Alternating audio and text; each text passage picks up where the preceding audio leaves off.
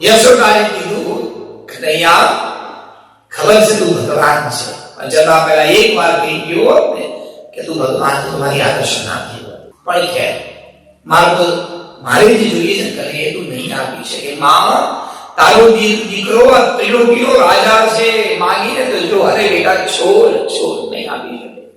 મારી 3 ઈચ્છા હતી, મારી એક તું પૂરી નહીં કરી શકે. બોલ માં. મારે કીધું બેટા મારી તો એક જ ઈચ્છા હતી તારી માટે, તારા દીકરાઓને મારા ખોળામાં રમાડું. કૃષ્ણ તું 125 વર્ષનો દીકરો ક્યાં આવશે? તારા દીકરાના ઘરે દીકરા છે, એ ઈચ્છા તો પૂરી નહીં કરી શકે. કૃષ્ણ બીજી એક ઈચ્છા હતી, મારે તારા ચતુર્ભુજ સ્વરૂપના દર્શન કરવા હતા, પણ હવે આંખો નથી, ક્યાં દર્શન છોડ. એક ઈચ્છા હતી મારી કે તારા લગ્ન કરાવ. પૈસો ના હોય તો લોકો પાસે ભીખ માંગ, વ્યાજે ઉધાર પૈસા લાવ અને તારા લગ્ન કરાવ. પણ જા, લગ્ન તારા થઈ ગયા એ ઈચ્છા તું નહીં. એટલા તો યશોદાને ગળે લગાડ્યા અને કૃષ્ણે કીધું માં વાત સાચી છે, હું ગમે તે કરું. હે યશોદા, કદાચ આ ચામડીના ચપ્પલ કાઢું, ચામડી ખોલીને ચપ્પલ બનાવું તોય માના રૂપમાંથી હું પૂર્ણ ન થઈ શકું.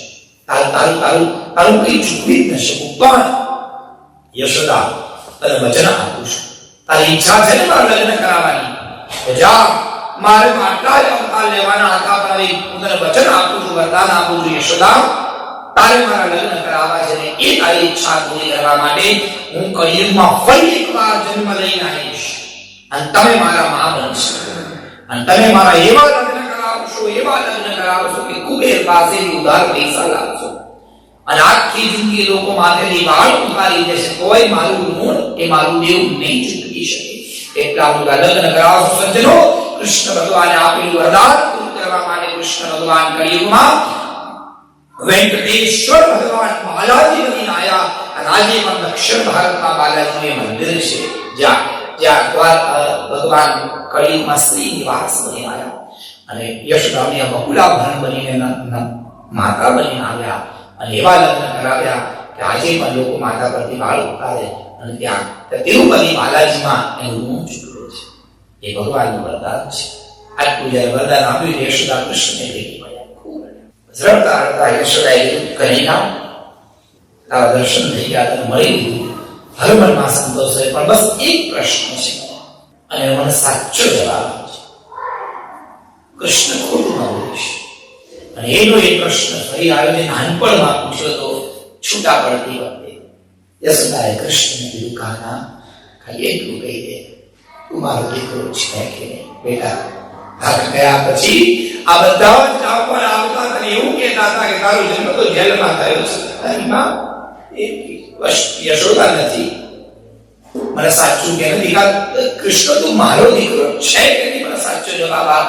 અને કૃષ્ણ ભગવાને યશોદાને પોતાની બાહોમાં દબાયા, પોતાની છાતી પર યશોદાનું માથું મૂક્યું અને માથા પર હાથ મૂકીને કીધું માં, યશોદાએ એક વાત કહું, દુનિયામાં ભવિષ્યમાં જ્યારે પણ એક વ્યક્તિ બીજાને પૂછશે કે કૃષ્ણની માં કોણ, આ કનૈયાનું વચન છે કે દુનિયાના હરેક વ્યક્તિને ખબર છે કે કૃષ્ણની માં દેવકી છે, પણ મારું કને વચન છે કે ભવિષ્યમાં જ્યારે પણ કોઈ વ્યક્તિ બીજાને પૂછશે કે કૃષ્ણની માં કોણ, કોઈના મોઢા પર દેવકીનું નામ નહીં ચડે, બધાના મોઢા પર કેવલ ને કેવલ યશોદાનું નામ આવશે. માં, હું તારો દીકરો છું, હું તારો જ પુત્ર છું. આટલું જ્યાં સાંભળ્યું એક ક્ષણે યશોદાએ પોતાના પ્રાણ, પોતાનો જીવ દ્વારકાધીશમાં સમર્પિત કરી દીધો. કૃષ્ણ ભગવાનની છાતી પર મૃત્યુ થયું, એના જેવું મૃત્યુ આ દુનિયામાં કોઈ નથી. યશોદાએ પોતાના પ્રાણ કૃષ્ણ